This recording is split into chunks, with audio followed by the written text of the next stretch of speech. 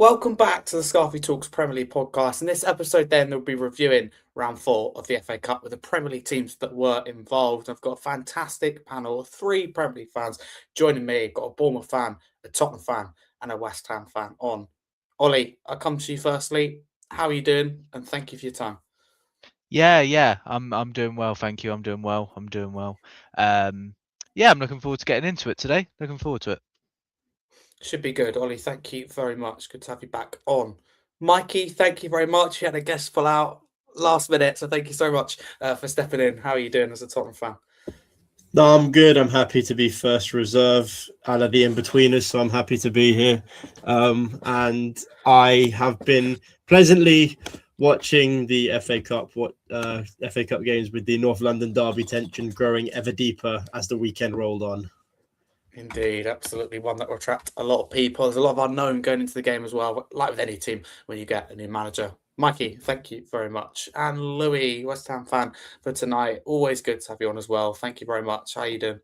I'm good. Thank you for having me on. It's quite bizarre to be the only person in this call that actually is in the FA Cup, which I didn't think I'd ever say. But yes, I'm glad to be on.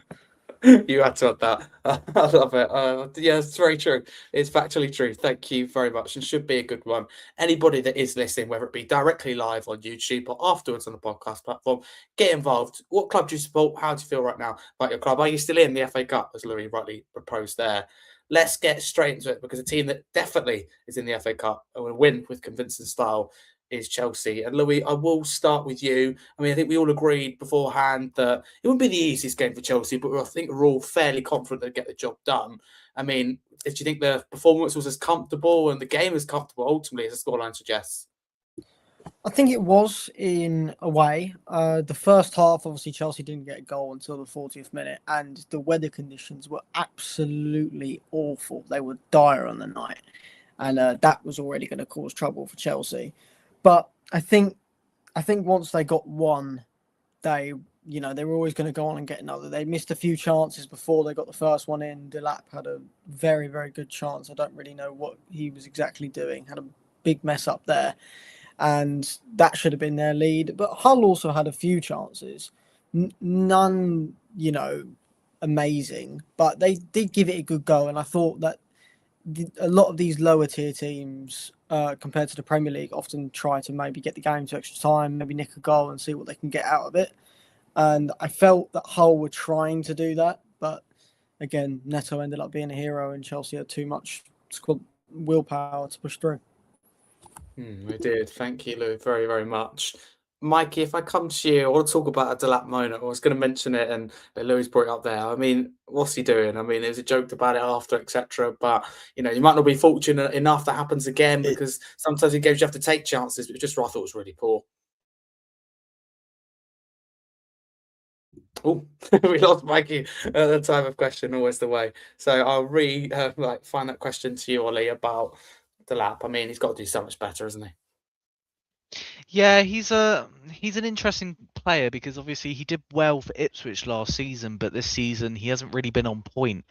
And there's been certain moments just like that where he's kind of he's struggled really to put chances away, and I don't know what that could be up to because maybe it's because he stepped up a bit too soon. But he does look like a good player, and obviously he made up for it with 3 assists in the end. So that was a saving grace for him in the game. And obviously, when with the result at the end, it doesn't really matter, but in future games it might matter, and that is a concerning factor.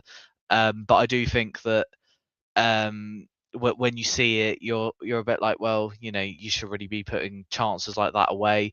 But I do think he had a good game anyway. So he personally, I don't think he'll be too bothered with that. But obviously, it's something he needs to work on. Obviously, as a young player, he's going to improve, and there's certain things with game that you can just see that aren't up to the standards of Chelsea and what they expect from him. Hence why he doesn't play every week.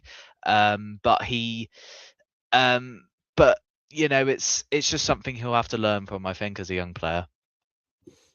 Absolutely, and I agree with that. Thank you very, very much. And Louis, I will stick with you because West Ham are next. You got the result, that's all that matters. But you needed extra time to do so to beat Burton, and it was an interesting game, tense towards the end. You will know that Burton weren't too far away from getting that ball over the line and forcing an interesting affair. But yeah, give us your thoughts. First thing I have to mention, apart from the result, was one of the worst refereeing performances I've ever seen for both sides. In the first half, Mavropanos on a Burton player completely shoves him to the floor. I mean, this is the most blatantly obvious foul I've ever seen in my life. And I thought I was sat there thinking, well done, Mavro, you've given away a penalty. Ref doesn't call anything. And then in the second half, the Burton player makes a fantastic save. I mean, it's brilliant. It was one of the, it was the dark arts of the football. It returned because of no VAR. Great save, meant the ball didn't go in the goal, and the ref didn't say anything. I thought it was brilliant.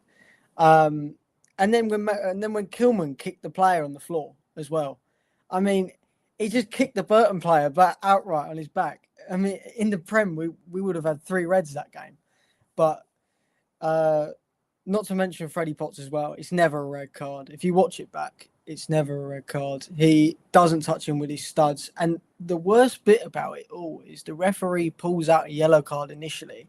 The Burton players convince him otherwise with no replay, no talking to the officials, and he gives him a straight red. And we've decided we can't appeal it because, the club believe that in a way it could be viewed as a red card. But I think with VAR in the Premier League, it wouldn't have been given, and now we've lost a crucial player. But to speak on the performance, oh wow, it was dreadful.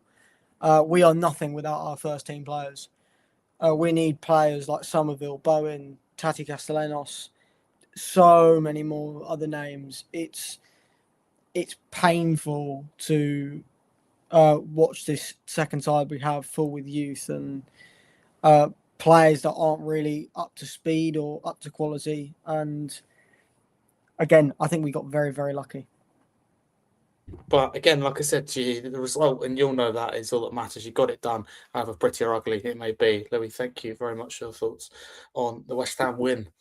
Mikey, if I come to you as an outsider, I want to get your thoughts if we got you back for this game. West Ham getting the job done, but made to work very hard. And Louis rightly mentions officiating. I mean, it would have been better if it was non-existent in this game and they didn't turn up, because you wouldn't have known they're there. It's horrific, officiating, I think it's fair to say.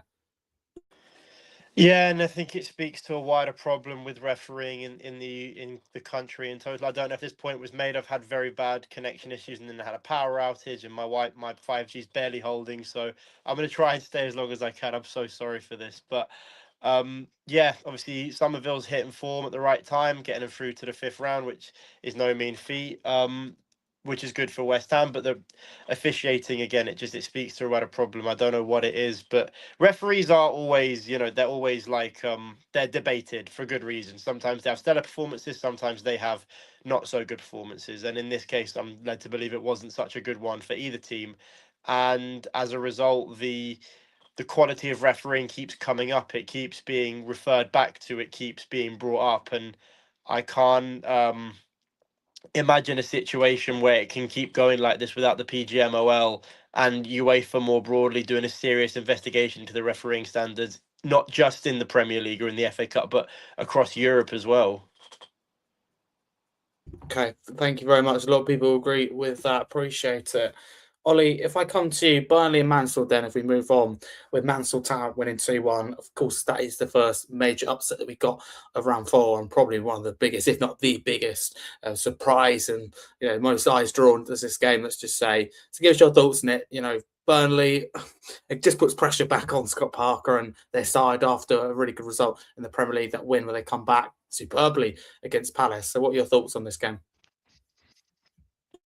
Yeah, I think it's a poor result, poor performance from Burnley, to be honest. I think them nicking the first goal and things being all bright, it looked as if that was going to go that way, and unfortunately it didn't. I don't think it's going to make a massive difference for Burnley and Scott Parker, because I don't think they needed to be in the FA Cup. I think they need to focus on survival. That is the main objective for them. So this result isn't going to mean too much for them, really. I think looking at Burnley and where they are right now, they need to focus on getting more wins in the Premier League. I don't think it's going to diminish their Premier League form or anything like that. I think they were playing the game to try and get through if they could, but I don't think this result is massively awful for them in terms of their main objective. But I think when you look at the performance, it's not very inspiring going into their next one, because there was a lack of creativity. Mansfield wanted it more, which as a Burnley fan, you're thinking, right, that's awful, that. And there's not really a lot going on. So Burnley are going to have to look at this and go, well, what are we going to do to make this right in the Premier League now? Because that is where they're at now. But it's massive pressure on Scott Parker, don't doubt that. And I think Scott Parker was probably already looking onto the game this weekend. I can't remember who they have actually, but they'll be looking to try and get 3 more points because they need it right now. And I think that's where they're at. No, I totally agree with you. And I think you make a good point about it allows them to focus on the league. But to play devil's advocate, I'd also argue, and many would, that when you lose a game like this against Mansfield Town, it's not a good look for when there's questions already, I'm sure, amongst the fan base, because you see it on social media. You imagine the Burnley fans are in fighting almost a little bit and going to themselves, look, do we bring someone in? And it's going to be incredibly difficult to stay up. But if we bring someone in, do we have a little bit of a chance? And I just think for Scott Parker, you shut down some of that talk, shut down some of those rumours after beating Palace, first Premier League and win, and goodness knows how long, months in fact. And then you go on and lose this game. It's not a pretty look. You're right, the bigger context, but can you see like the angle I'm taking this, the way I'm approaching it in terms of it? You expected to win this game surely, and you've got a Premier League outfit ultimately losing to Mansfield Town. Yeah, I think at home especially, it's quite a harsh result. I think if they went away to Mansfield and they lost that, I don't think it would have been much of a talking point. But I think to go, Turf Moor, perform like that is quite a poor showing. And I think it doesn't do wonders for them, to be honest. I think as you say, I think in the wider context, it helps them to focus on one thing instead of two. But I do agree with you in the sense that it's an expected win. It's quite a poor showing. It's not like they were any good, which they weren't. It doesn't do confidence for players, manager, fans alike. So that's not going to help at all. But yeah, I think there's two sides to the opinion really. But the main thing is it depends how Burnley are going to take this loss. I think that is the main thing of what's going to happen next. That's a good point to respond well as they keep going. Does it affect their confidence? Confidence is the thing, I think. Ollie, thank you very much. Appreciate it. Louis, if I come to you, do you have anything to add about this game for Burnley? And it's always difficult, isn't it, to judge how strong your side should go for this game. Do you think Scott Parker got it wrong? Because, again, Ollie makes a point, and I think he's right. It allows them to focus on the league. Great. No distractions that Forest have got, Tottenham have got with European football, for example. Or if you have distractions as well, like I think Leeds do, don't they, as well with other games. It just allows them to focus on this. But I still think it's a really bad result. I think it's very poor. This was an opportunity for Burnley to have 2 wins in a row for the first time since October last year. This was a bit of a moment for them to gain some inspiration. Against Spurs, they they had that lead and they fumbled. Then they were uninspiring against Sunderland. They were uninspiring against West Ham. Against Palace, they had a moment of inspiration and then defended relatively well. This was a perfect time to build up confidence. Beat Mansfield. I mean, it was more. I can see the idea that it's nice for them that they now can only focus on the Premier League and that's their biggest distraction. But, for example, in my opinion, as a team who's also fighting relegation this season, one of the reasons why I wanted us to beat Burton wasn't to get through to the next round. It was to maintain that confidence we still have as a squad. Out of our last 6 games, we've won 4 of them, and drawn 1. It's that momentum you build is crucial in moments like these, because they've gone home, and it's not like they've just lost 2-1 to Manchester City in the FA Cup or something. They've lost 2-1 to a team that's struggling in League One. That to be into the round of 16 is nice for any team, whether you go far in it or whether you don't. This is West Ham's first time getting into the round of 16 since 2022. It's a big achievement, and I'm sure it would have been for Burnley as well. Almost could have been something that they hold on to till the end of their season as a fan. Now they're just staring down the Premier League where they're, I believe, 9 points off safety. It would not impossible, but it takes quite a big step for them to stay up this season. And I just think that's really going to hurt them, I'd say.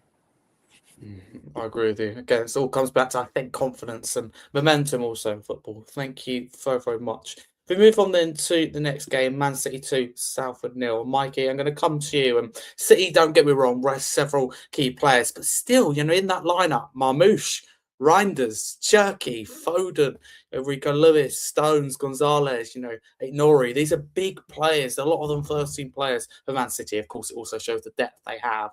So, Mikey, if I start with you, did you expect City to win by more? All that matters, of course, they get the job done. But a lot of people had this down as a 4-5-0 win for City.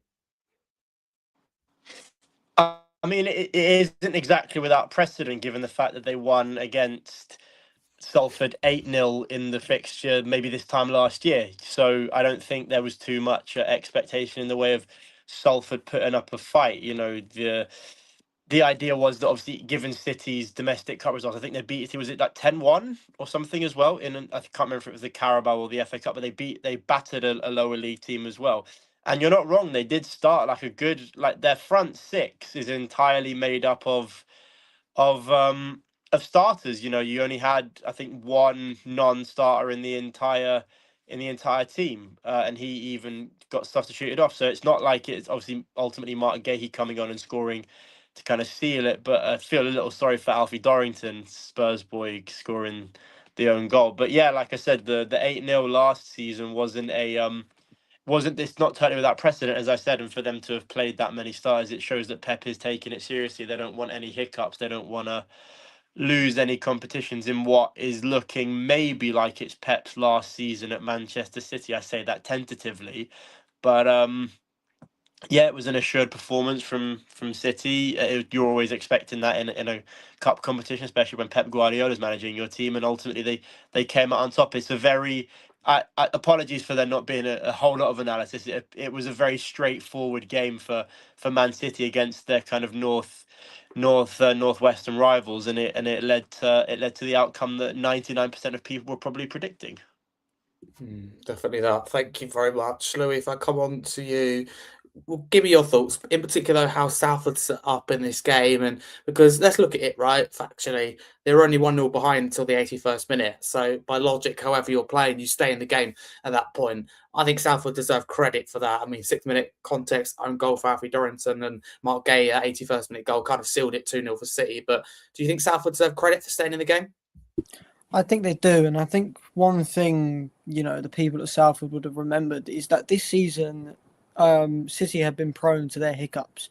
They've not been very good at neutralising games in moments that they're leading. There's countless moments this season. If we peel back to at the beginning of the season when Manchester City played Arsenal, having that 1-0 lead, and they sort of fell apart towards the end. We could mention the game against Spurs, of course, having that lead and not end up winning that game. And there's been numerous other games across this season where they failed to neutralise that winning position.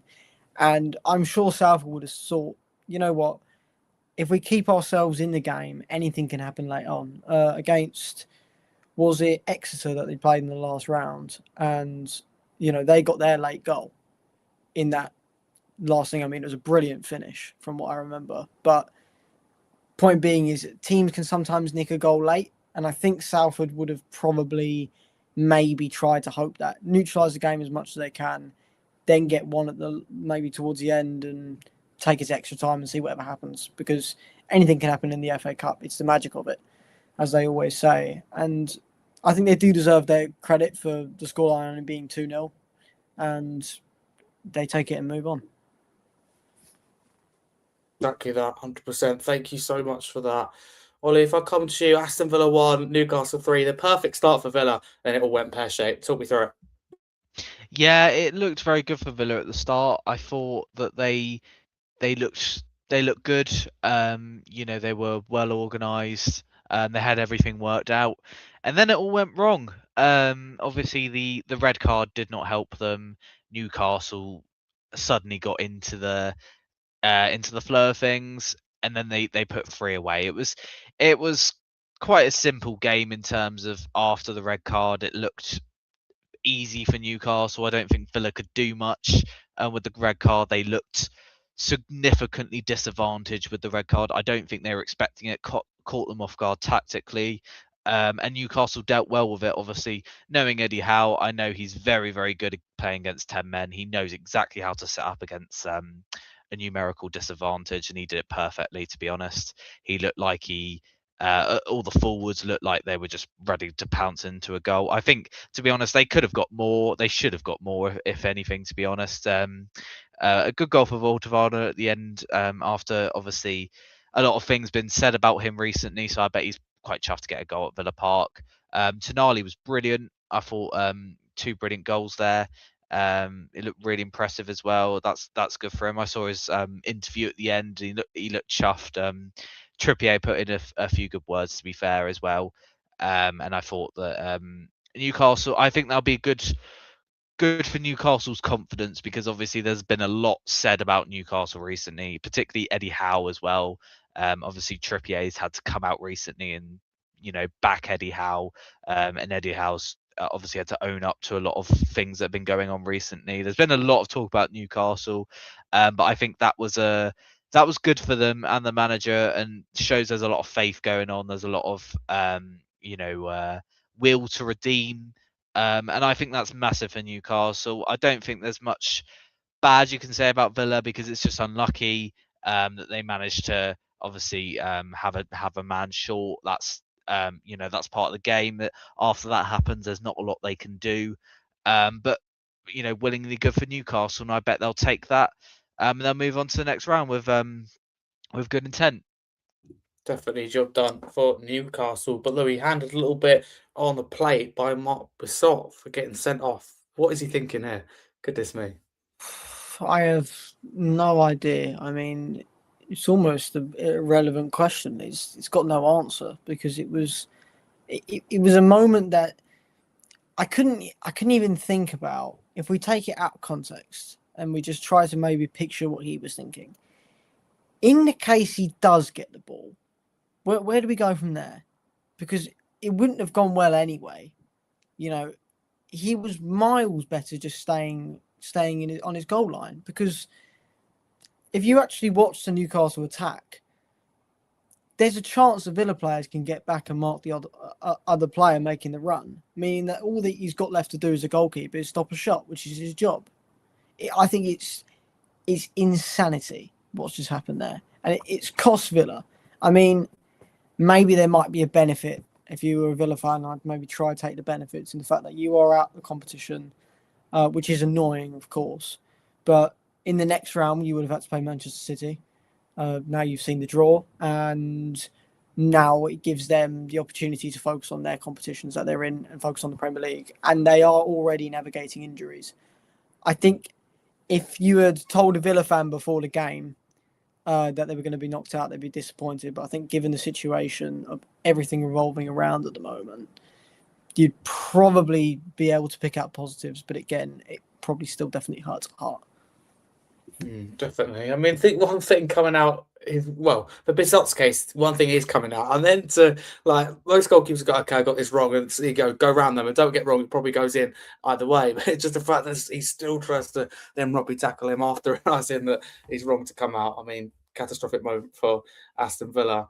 Mikey, can I come to you? Talk to me about, in particular, Sandro Tonali, who get 2 goals in this game. He was criticised a lot in the week that he doesn't score enough goals, and also Voltavada got a goal at the end. I think that's huge for his confidence. Talk to me about both those players. If we're going to talk about confidence, coming from behind to win at Villa Park is going to do the world of good for any team. Especially one that pre-Spurs.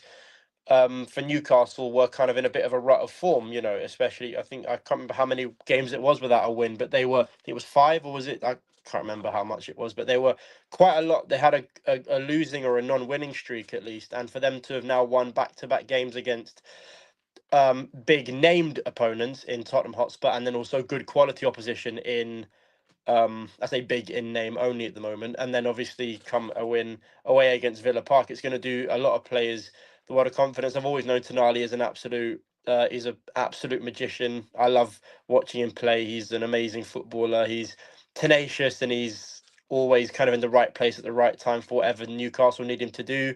And he's popped up with two massive goals. Voltemada getting on the score sheet. He started off like a house on fire and then kind of went a little bit inconsistent. And it's good for his confidence as well. I'm so happy that Nick Voltemada started scoring again. I don't have any affinity for Newcastle other than my mum being born there, but I love Voltemada as a player.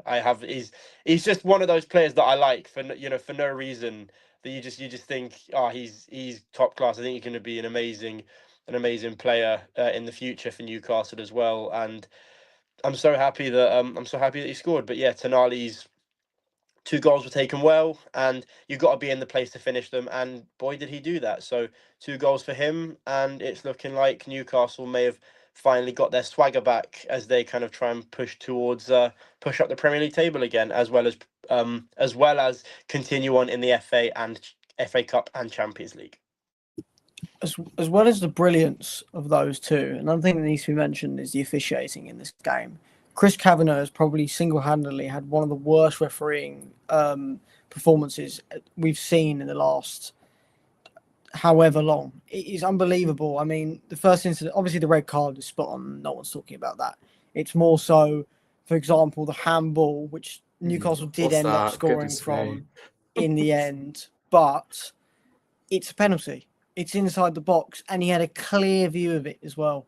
The fact he had a clear and obvious view and he still missed it was just shocking to me. And not to mention, also Villa's goal was offside.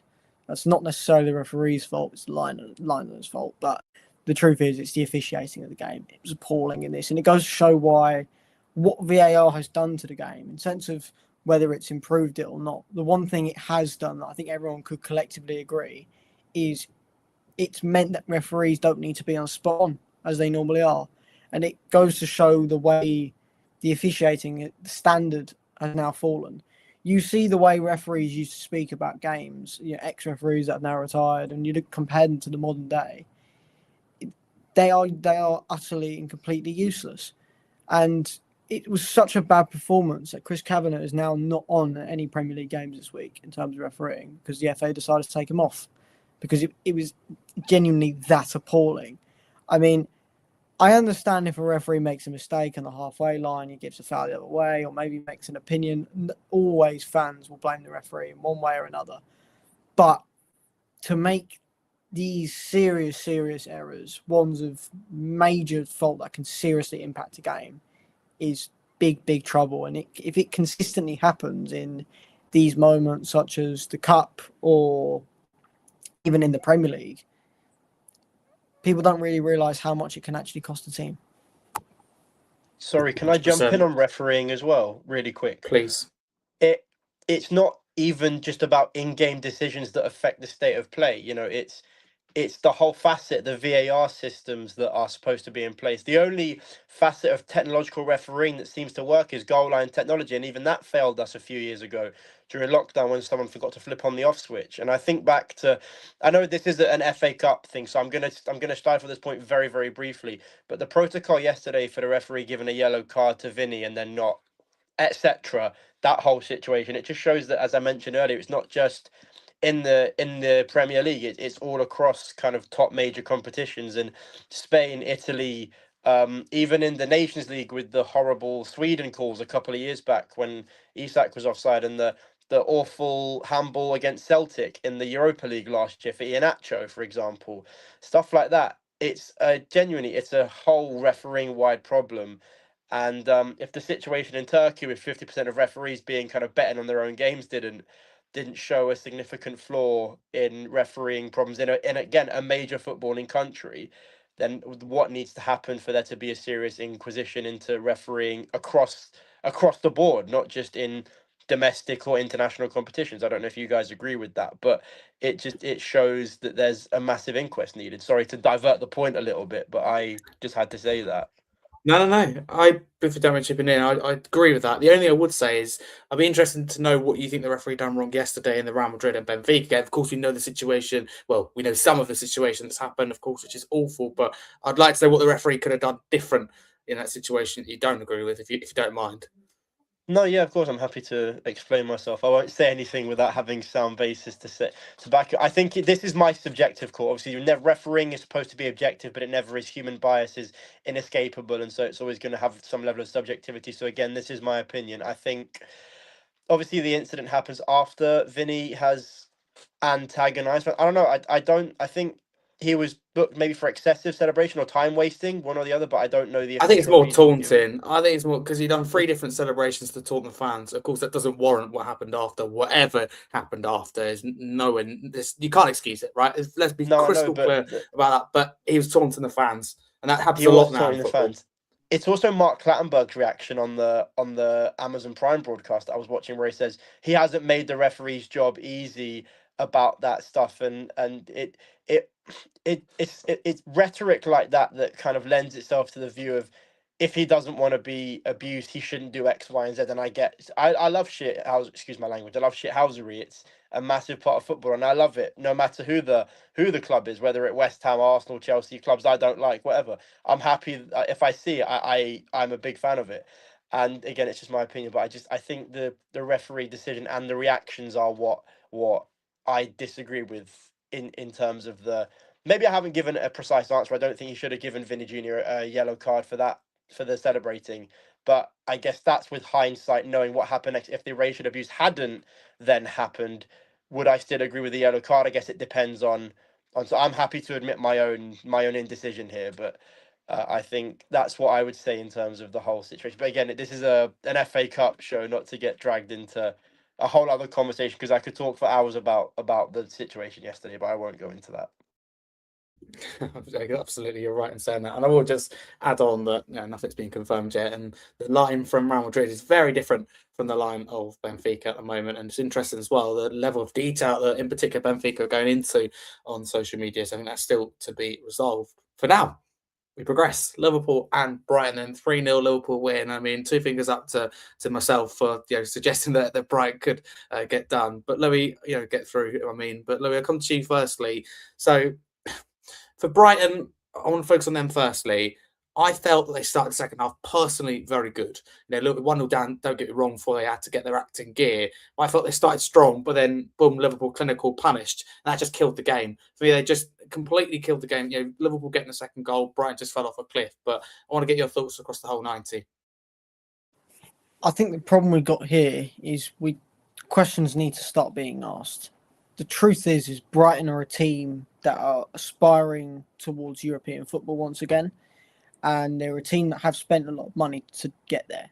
Admittedly, they've sold a lot, which is why not many people discuss it, but they have spent quite a bit, and their performances have been shocking. And it wasn't just in the FA Cup, it's been in the Premier League, it's been everywhere they've gone. They have been very lackluster, and they've only won 1 game this year. I mean, it does go to show the problem that they're having. Obviously, they were playing Liverpool at Anfield, which is a very, very, very tough game. They managed to accumulate attacking style and attacking prominence, and they tried to threaten Liverpool as much as they could. But I feel that in the position that they found themselves in, they were nowhere near as threatening as they would have liked to have been in front of goal or attackingly in any regard at all. I mean, to have 18 shots in a game and only have 3 on target screams panic rather than clinical. And it seems that they were trying to hit a Hail Mary and hope it would go in rather than try formulate an actual game plan. And I feel this is where panic starts to settle in for Brighton fans. I mean, in the greater respect, they've lost to Liverpool in a FA Cup game. It's not that big, but I think there's a bigger and a wider problem here that needs to start being talked about, because, again, they're not a team that's in the most comfortable position themselves. And I think being knocked out of the cup now, when even people like yourself, Harry, and me as well, thought that perhaps there could have been an upset on the cards, this is a sunken reality that fans will now have to face. And I had in my head 2 or 3 upsets in the end. Really, if we're being honest, we just get one. And your game was close, not being funny. The Wolves game, which you get onto, very close. Sunderland, very close. Brentford, very close. So a lot of them that I thought would go the other way didn't quite. But a lot of them hanged in the balance, which is interesting. So you've got some. I mean, this is all Premier League affair, but some Premier League sides got through easily. This is a good example of it. But apart from Arsenal, when playing non-Premier League sides, it's all very close, which is interesting. That's what I like about the FA Cup. On paper, you wouldn't think it'd be close, and it always is. So sometimes you get an upset. Louis, thank you. I find it hard myself, I have my own opinion, to disagree with any of that. I do agree with you. But Mikey, if I bring you into this conversation, though, and by all means do talk about Brighton, but if you can focus on Liverpool, vital, 3 points for them, because ultimately, Premier League, boom, gone in terms of course, winning it or being in any kind of title race. We all know that, and they know that as well. Don't get me wrong. So if they can win the FA Cup, of course, maybe the season look a little bit better, looks better and prettier for Arne Slot. How do you think they got on there in this game? Yeah, vital 3 points in the cup. I think it was an assured performance from Liverpool. Again, the 3-0 maybe makes it look a little bit kind of closer than it, not closer, maybe a little more disparity than it was, but ultimately Liverpool have come through and their attacking quality shown through. Curtis Jones scoring. Szoboszlai continues to deliver. I think I've come on here every single time I've spoken about Liverpool. I've spoken about Dominic Szoboszlai delivering in some way or another, and it continues to be that way. He's definitely going to be their player of the season. But I want to give a quick kind of word on Mo Salah as well. I think he's got an assist in that game, if I'm not mistaken, and maybe I am. I definitely got a goal, regardless of whether it's a penalty or not. Mo Salah's definitely had one of his better games, and I'm sure that he is looking to build on that, because there are still question marks about his future in the summer, whether Saudi is calling, given how good he was last season and the massive drop off into this season, the disagreements with the board. It very well documented the interview he did pre-AFCON, and for him to have delivered in a game like this. Again, Brighton are no slouches. Yeah, they've had a poor season, and there's been, even on our shows talking about Fabian Hertz's future as Brighton manager. It's still, you still have to beat what's in front of you. You still have to go out and actually get the job done. And they did, and they won 3-0. And it's a good exercise for Liverpool to be able to say, even in a cup game, they're still competing on multiple fronts, if you will, because I think they're in the Champions League group stages. You can never rule, knockout stages. You can never rule out Liverpool in a competition like that, and the FA Cup as well, with their draw coming up against Wolves. It should be a good game for them to hopefully move on to the further rounds as well. Okay, thank you very much. Do appreciate it. If we move on then to Birmingham and Leeds, with Leeds needing penalties but winning 4-2. Ollie, if I start with you, what were your thoughts on this game? Again, another one on paper. You thought this could hang in the balance a little bit. It was very tense, very interesting, but Leeds getting the job done. Yeah, I thought it was a quite an even game at times. I thought Birmingham played really well, to be honest. I think they, in the Championship, they look quite an aspirational team. They are very much back compared to a couple of years ago, where they were really struggling every season, but they do look very consistent. I think they'd go away disappointed, to be honest, because they did well against obviously a good Daniel Farke's Leeds side, but I thought I think they'll take that, and they'll go, well, we played quite well, just disappointing we didn't get more from that. But I think obviously Leeds would be breathing a bit of a sigh of relief that they managed to get that done in the end. But I think they'd be happy. Obviously, going to St Andrews isn't an easy place to go to. Birmingham have that kind of advantage, especially in the FA Cup, because when a team that isn't in the top division is doing well in the FA Cup, obviously fourth round, it's getting quite serious at that point there. Fans will start to turn up for that and bring quite an atmosphere, which they did. So that ramps the pressure on Leeds. A bit like Ellen Road, really. They bring a lot of home advantage, and I think Birmingham did that. Gave a 12th man to Birmingham for that game. They performed well, and Leeds will be very happy to get that result in the end, despite obviously the performance not being amazing. But I think in total Leeds will be just pleased to get the result in the end, move on, go to the next game. Ollie, thank you very much. Thank you. Agree. Job done for Leeds. Mikey, some would say that Leeds United had this game a few months ago before their upturn in form. They get knocked out by Birmingham. What do you make of if someone told you that?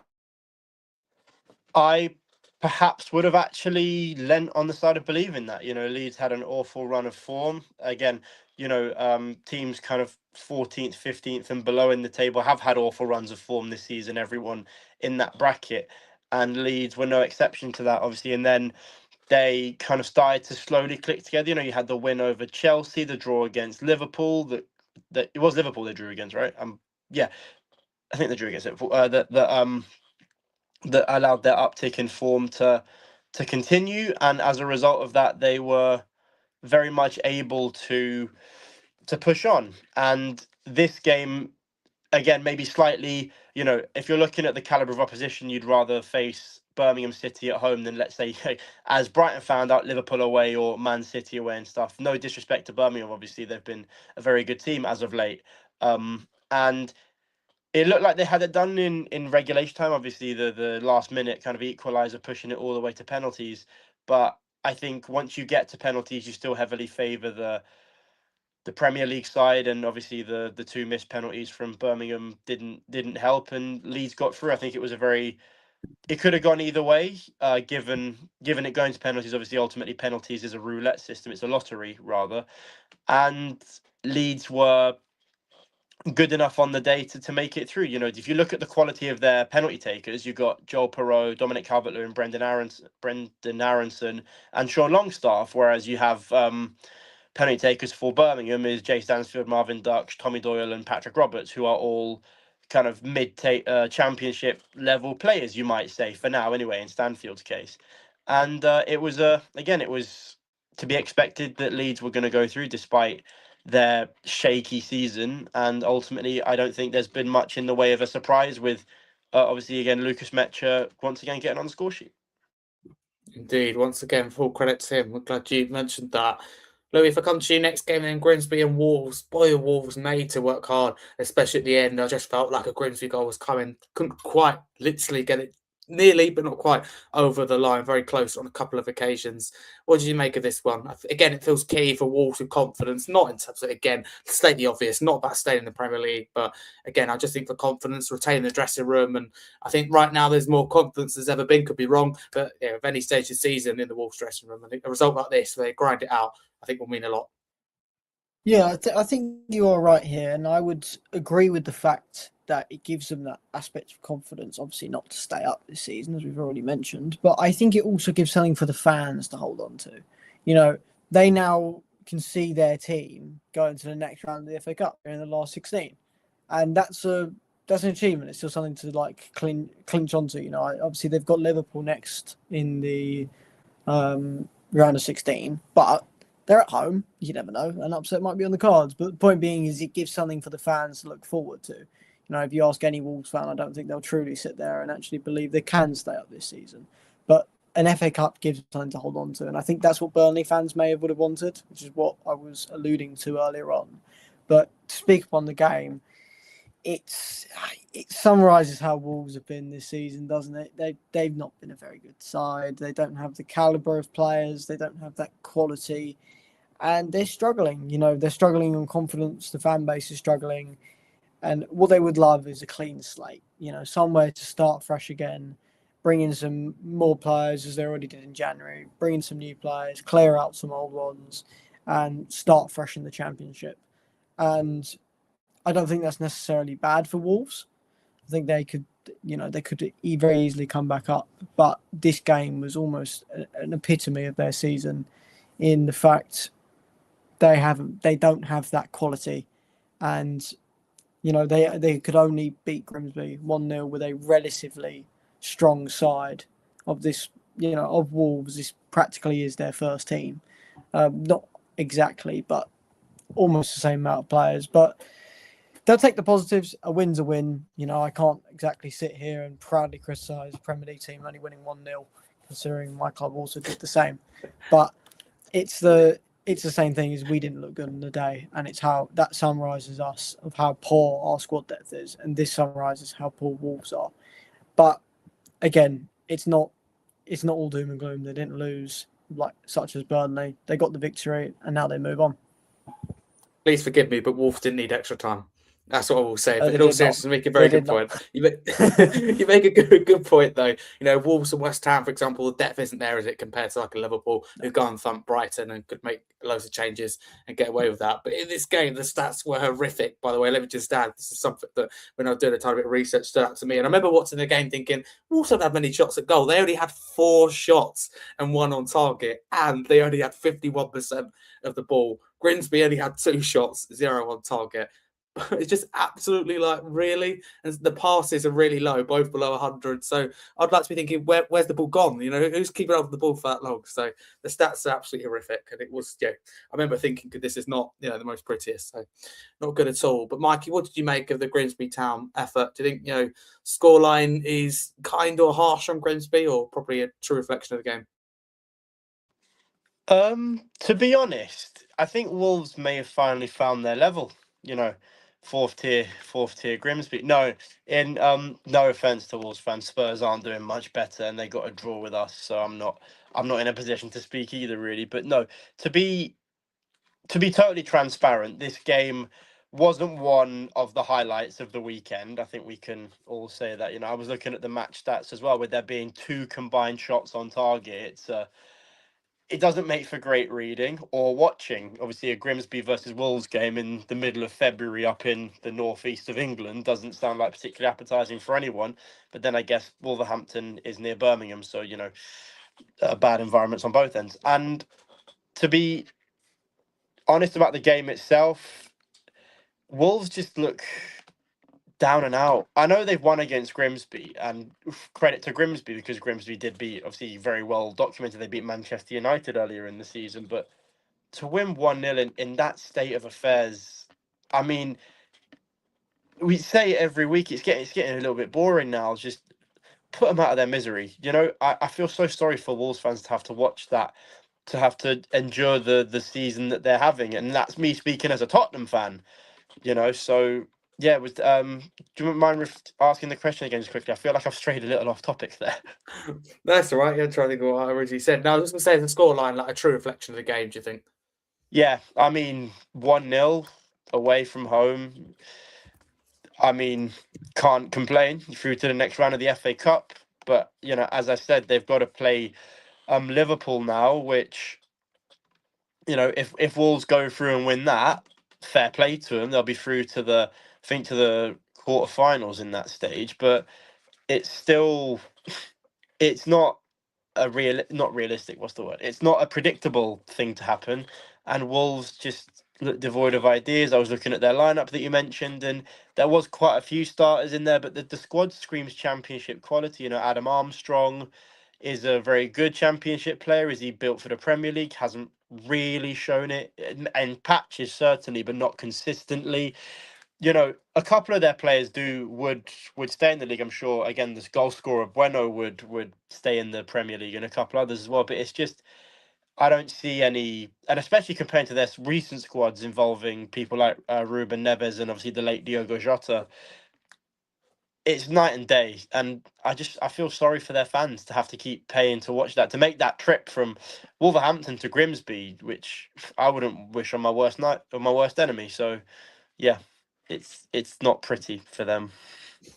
No, not pretty at all. Someone asking, when do you find out who you play next? Lady Webb, remind me what team you support, but the FA Cup 5th round draw is done. It's complete, I believe. I thought it was anyway. So yeah, go check that out. I believe it is out. But next game, Stoke City versus Fulham. Stoke took the lead, giving Fulham a little bit of a scare, Ollie. What are your thoughts on this one? I mean, again, on paper, it's one of those, you always get a championship club at home to a Premier League club, and you think they're definitely an upset on the cards. But Fulham thorough, sticking with the game until the very end, and really using their quality right at the end.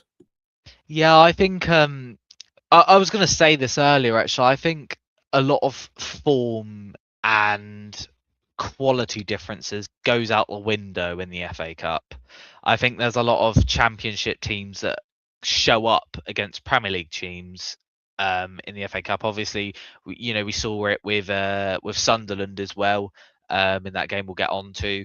And in this game as well. Obviously, Stoke are in good form in the Championship as well. I know not so much at the moment, but across the whole season, they've had a decent season for them so far after struggling quite a bit. So they'd be happy with their Championship form. But Fulham are showing their difference in quality. I think that in the end, anyway. And we can see that it's quite obvious. Obviously, I think Fulham eventually decided to change things up, and they got a hack of trying to get more shots on target, trying to put pressure on Stoke, and I think that worked excellently. But I think that at the start, Stoke had it all figured out, had Fulham figured out. But it shows how adaptable these sides are against lower ranked teams, and I think that's what these sides do so well, especially Fulham. I think Fulham especially are very they are very good. Marco Silva is very, very good at changing up plays, changing how they attack. And obviously they have a lot of resources. Obviously with Kevin, player just mentioned there, he's obviously very good at being direct, making chances, obviously getting shots off as well. And I think that's what Fulham did right. And obviously, I don't think winning just, I think winning just 2-1 isn't a bad thing for Fulham, especially to go all the way to Stoke after playing away in midweek, I believe, as well. It's tough for them, and it's a tough draw to get in the FA Cup, and I think they managed that really well. Okay, thank you very much. Ollie, sticking with you though, because I want to talk about Fulham's form, because in 2026, a lot better for Fulham. Clearly turned a corner, a switch has turned on, let's just say. I believe in the last three in the Premier League, it is 3 defeats in a row. So although they've been better the last three, and like we're talking about United, right? Really good performance, they concede late. And I thought they played well, by the way, or okay in all those three. But yeah, what have you made of Fulham at the start of this year? I know that the last three don't back up, what a lot of people think, that they've been better, but it does feel like they've got it together in the second half of the season under Marco Silva and can really have a strong end. Yeah, I was watching some of the game against City, and honestly, 3-0 didn't really sum them up because they had a lot of good chances. Obviously, against United as well, they're just a bit unlucky. They just fell short in that game completely. And there's not really much blame to have on Fulham for having the last three results end in defeats, but I think they've improved so much. And obviously, because the Premier League's changing so much, it's very hard for some of these teams with, especially the same managers. That's why so many managers are sacked, because the managers can't adapt to the Premier League changing and different tactics needed to win games. And I think you can only commend Marco Silva for being able to adapt every time things change. And I appreciate that so much, especially obviously in the summer. Fulham didn't really spend big, to be honest. They made that good signing, Kevin, who's recently in 2026 he's doing really well. He hasn't. I know he started off the season not playing too much, but he's looked good when he's played recently in 2026, and I think that's one of the keys to it. And obviously, some of their players have stepped up at level, and I think that's really commendable, and I think that's down to the manager. He's done really well. Obviously, at the start of the season, people were saying, Marco Silva's not cut it for the Fulham job anymore, and he can't. There's only so much he can do with that squad. And I was starting to think the same, to be honest. I thought, Fulham weren't cut for this level when they have the same manager with similar players to last season, but they've done really well considering they haven't spent loads, and it shows that as long as you're a well organized side, you're adaptable, you're able to change things, and you play your cards right, you'll do well in the Premier League, and that just sums it up really.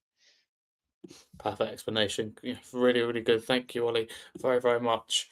Sunderland then get the job done 1-0 against Oxford City. Like I said earlier, I said again, a lot of Premier League sides winning by just a single goal or two. Mikey, can I start with you? Thoughts on the Sunderland performance and win? I mean, again, I think Sunderland are tiny bits of a sinking ship in 2026. A stable ship that is sinking ever so slightly would be the best way, I think, to describe them. But your thoughts on this game? I don't believe that's a very bad analogy at all. Sunderland it took a pen for them to win against Oxford. Obviously, the the game was a little kind of more one-sided than the geek scoreline suggests. 9 shots on target to 3. I say as I pull up the stats on BBC Sport, but you know, in-depth research, I tell you. No, again, the display was assured from Sunderland. The possession favoured Sunderland, the shots favoured Sunderland, the league placing favoured Sunderland. I know that, it's reminiscent of a ship that's starting to ever so slightly have a crack in the wood, like splinters here and there. They're not as free flowing and brilliant as they were at the beginning of the season. Obviously, they've now lost their unbeaten home record. Liverpool turned up and ruined that party. They are going to stay in the league, and I'm very happy that we're finally, for the first time since I started uni, a team is going to stay in the Premier League that isn't that is a promoted team, and I'm happy to see that. And I hope that, and it will go with their level of investment, they would have had to stay in the league. They need to reinforce. They need to keep the momentum that they had, the togetherness going. Obviously, the longer they stay in the league, does it become kind of the novelty? Does it wear off a little bit? You want to keep pushing like Newcastle did when they came up. I know Sunderland fans will hate that comparison, but push and kind of stabilize themselves and then kind of hopefully move on and start challenging for the European places. They started off very well. The game itself, again, not much to report on. A penalty, Sunderland dominant, 9 shots on target, and 1-0 maybe flatters Oxford a little bit, but either way, the Premier League teams always towards the latter stages show their pedigree. We haven't ended up with a championship team in a while. We had Coventry a couple of years back in the EFL Cup, but few and far between are those stories, such as the dominance of the Premier League, and it was once again shown here. Even on a day with relatively few goals, the Premier League side still makes it through. Okay, thank you very much. Robbie says, what do you all think of that Lancashire goal that never was? I haven't seen it. Has anyone seen it in the Oxford game? I personally haven't. No, I'm not sure. No, but I Robbie, haven't seen it. now. To be honest, No. I haven't. I Have- wasn't able to watch it because it was all on TNT. Of course it was. Yeah, that's the thing. I mean, it's so annoying. And the amount of things that behind the paywall as well is absolutely crazy. But it's a whole different topic. But I should know as someone that covers Spurs, he was, I believe. Well, listen, I on my channel Justin for me provides updates for Spurs players on loan. Check it out because he talked about Will Lancashire. He did mention it. He went into a little bit of detail. So I don't know a lot, but I know what he said. So do check that out. And please let me know what you thought of it as well. Give your opinion and I'll get back to you. But Arsenal and Wigan is the next game. The Gunners winning 4-0.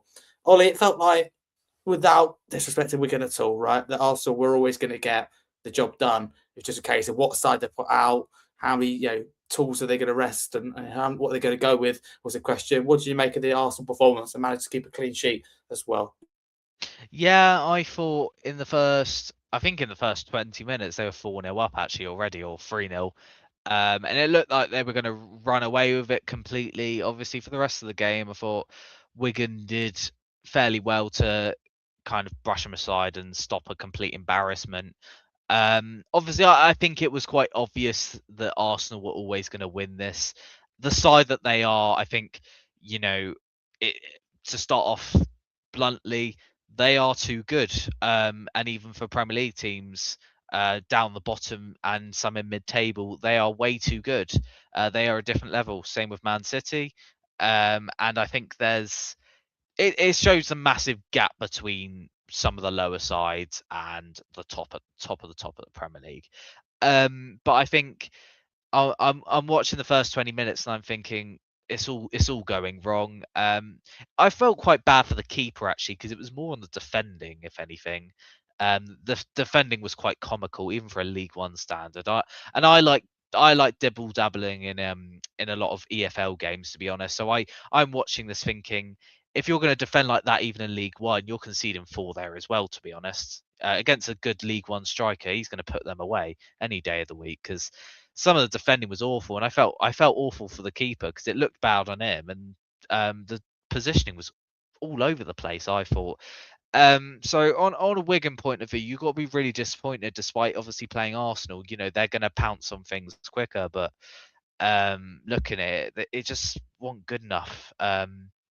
But obviously, that does show why they are in the relegation zone in League One at the moment. They are, not good enough, and that sums it up really. Watching that alone, and you Yeah. can say about a Premier League team, but they aren't cut for that level even in League One. I don't think. I agree with that. Felt like a lack of organisation. Ollie, thank you very much. Final game then, and I'm going to skip to it because I want to talk about this a little bit more because there's a few things to get into. Ollie, I'll stick with you. Firstly, your thoughts on how the Premier League side in Brentford got on. This had everything written to be a difficult game, knowing about, we'll get into it, but Macclesfield's run up until now, and a lot of people thinking this could be a potential upset. Brentford clearly will be a huge focus on the league because they're doing very well, the push of European football. But do you think that Brentford were professional, thorough, and because they got the job done and everything indicates towards they were? Yeah, I think they were. I think it's it's a truly mature performance from them. I think they got things right because it is hard. Palace, you can see with Palace, and as I say before, all form and stuff that goes out the window for this kind of game, especially facing a non-league team. Anything can happen, especially in the FA Cup. This is a known thing. Upsets happen all the time, and I think Brentford to win that, obviously, not the most stylish battering ever. I don't think it needs to be. I think they need to get the job done, and they did that. They did that professionally. They did that maturely, and I think that's what makes Brentford so good, because they take these wins in a very mature matter, and that's what gets you points in the Premier League. And I think this kind of win in the FA Cup is exactly what Brentford need right now to keep their form going on. I'm seeing this as a very good result for Brentford. Obviously, not just for the FA Cup, because I think it's much more than that, but to bring on to the Premier League. And actually, I'm not sure if any of you saw, but Keith Andrews went into the changing room at for Macclesfield and had a word with them. I don't know what he said. I don't know if there's anything that said what he said. But he came in, had I think a minute or two natter to them, and said, he clearly said, well done, you've done really good. You should take that as inspiration. And I love that, and I think that shows what Brentford are about, especially Keith Andrews in managing that side, because if he's saying that to the Macclesfield team, what's he saying to the Brentford team that's making them so good? Because it's clearly something brilliant, isn't it? Good talker for sure, and clearly a good genuine person as well, I think, and that is what I plan to bring up. Thank you for getting us into it there, Ollie. But before I do, Mikey, if I come to you, please talk to me about Macclesfield's cup run up until now. Because it's been a bit of a great story, let's just say. They've done a fantastic job. Unfortunately, the cup run does to the end. But what do you think, from an outsider looking at it and going, what do you think that does for the community and, the football club? Because you imagine it does great things because they've, a fantastic journey they've been on. They've had the game against Crystal Palace I watched live on the BBC, and the whole match celebrations afterwards and everything. It was so refreshing to see, especially as a neutral, watching the scenes unfold, watching him look, with his brother John, the manager, celebrating with Wayne Rooney, his brother. It was so wholesome to see, and it was something that. Hello? Yeah, sorry, my screen froze. No, it was so wholesome to see they have got through so much adversity recently, losing Macclesfield, losing their entire club back in 2000, what is it, lockdown back in 2019, 2020. This is going to be a very niche thing, but I remember a career mode YouTuber, a favorite of mine, doing a Macclesfield town save before they went bust, and I've had a small affinity to them since then, and I'm very, very happy to see. I love lower league football. I go and watch my local sometimes, and it's always such a unique atmosphere. It is a world away from the sanitized atmosphere, and I love going to Tottenham Hotspur Stadium and watching the games, especially this coming weekend. But it's not the same. It's grassroots football holds a very special place, especially in England, where passion for football is almost unrivaled across the continent, across Europe. If you look at sheer viewing figures relative to the population number, 2/3 of people in the UK have been to some football match across the top 6 divisions, I think the statistic was, which is an absolute insane number, courtesy of Transfermarkt. And it shows again how important a cup run like the FA Cup is. And the fact that it leads on to a wider, obviously replays have been scrapped, which if a lower league team goes away, if a lower league team gets a higher league team at home and then they draw, they can go away and get a share of the gate receipts, which is going to do massive. It will do so much for the non-league game, and the replays being scrapped to address fixture congestion while the Club World Cup goes ahead and the UEFA Nations League, etc. It is and the expanded Champions League format where you play maximum 4 games extra per season. And they've decided to cut FA Cup replays. I don't know, it's obviously power imbalance and all that, but the FA Cup does produce some moments of magic. Macclesfield are definitely one of the romantic stories this year, like Grimsby were earlier in the season when they beat Manchester United, like Coventry were when they came within 2 centimeters of qualifying for a domestic cup final when they were robbed by VAR. I still maintain that was onside, and ultimately, again, Brentford have come across and delivered what looked to be a blow that was coming. Credit to Keith Andrews. I didn't know he did that, so credit to Keith Andrews for doing that. I've waffled on for a very long time now, but long story short, they've had a miraculous rise, especially with losing their club in the same way that Bury lost their club. And I love heartwarming non-league stories, and this is just another one to add to the pile. Absolutely, that well said. Thank you very, very much. Louis, to end, Ollie's touched on it there.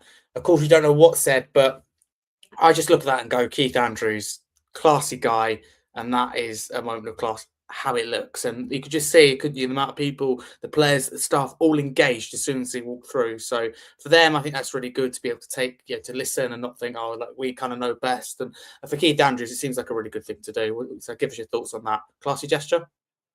I do think it's a classy gesture. Of course it is. I mean, he didn't have to go and do that. He wasn't compelled to doing it. He wasn't doing it for the cameras. He was simply going in there to give a word of, obviously, well, we don't exactly know, but a word of wisdom, a word of encouragement towards them, their side, and that could do a lot for the players as well. We do have to remember that these people are not known as being a football player. They've all got jobs, as was mentioned many times on the broadcast. But you can imagine what it does to their lives. They go home and on Monday they're going back to their said jobs, and for their own personal story, whether that's in a football success of how they can now move on and they feel motivated, or in terms of just as a human being about what they've achieved in life. That's quite a nice sentimental moment that I'm sure they will, forever remember and keep. And the words that he gave them, of course, was, kind-hearted. And I think that's just a really, really special act, because there's not many managers that would have gone and done that. I'm sure many managers would have just celebrated the fact they'd won the game and, maybe shake hands with the other manager and move on. Definitely. So I think that's class. We need that more in football. That's what I say. But I think that wraps us up nicely for this episode of the Scarfey Talks Premier League podcast, an hour and 8 minutes in. Thank you very much to everyone that's listened, contributed in the YouTube chat. And now the comments are now open as well to those listening on podcast platforms. Let us know what you think of these podcasts. Any feedback is always listened to, absorbed, taken on board 99% of the time. So thank you very, very much. And, please as well, let us know what club you support. And like I said earlier, how you feel about your club right now. Big thanks to my panel, starting with Ollie. Thank you as always, regular. I mean, you all are actually now. I'm saying that. I used to say, oh, you're just a regular. All regulars now on the podcast, which is fantastic. Ollie, where can people find you and your fantastic content on social media? Yeah, thank you very much. I really appreciate being on. It's absolute pleasure. I love it. Yeah, you can find me on Simply AFCB. Only on Twitter at the moment. I do all sorts of Bournemouth content. I like making graphics and putting it on there, and also post loads of other different content. So feel free to give a follow. Please do, guys. No, pleasure's all mine. Thank you very, very much. Absolutely, very, very lucky. So thank you very much. Mikey, really appreciate you stepping in last minute. It's never ideal when people pull out last minute, and especially if it's same person doing the same thing. But thank you very much for stepping in. Do appreciate it. Where can people follow you on social media? No, happy to be here. You're welcome. And again, apologies for my technical difficulties, but my Wi-Fi has been a recurringly bad problem, and plus Net will have hell to pay should I ever make it up to Yorkshire.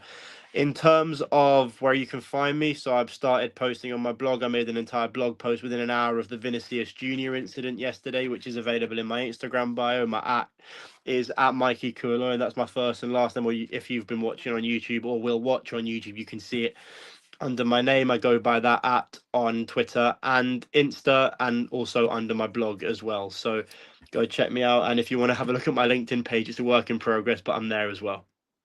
Love it. Good stuff. All good. Glad to hear about that. Thank you very, very much for telling me about that. Louis, thank you very much for coming on as well. Where can people follow your content? On X at Louis Van. I mean, mainly it's just me doing this podcast at the moment, which I do massively enjoy as always. And that's all. Maybe there's more stuff in the future, but at the moment it's this, and I love speaking, I love doing it, and hopefully on the next one I'll be talking about my club having a positive result.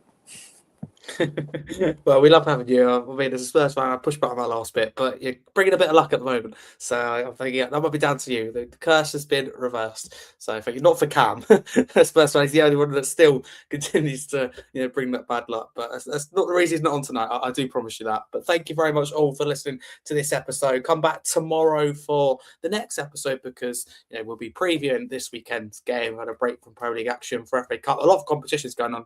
Maybe just add, of course, you've got away from top flight championship as well. So a lot of interesting football, a lot of things happening. Champions League playoffs, you name it, FA Cup, and before you know it, Carabao Cup will be here. But the focus tomorrow is on previewing the game. So thank you very much. The panel to be confirmed as well for that one. But until next time, thank you.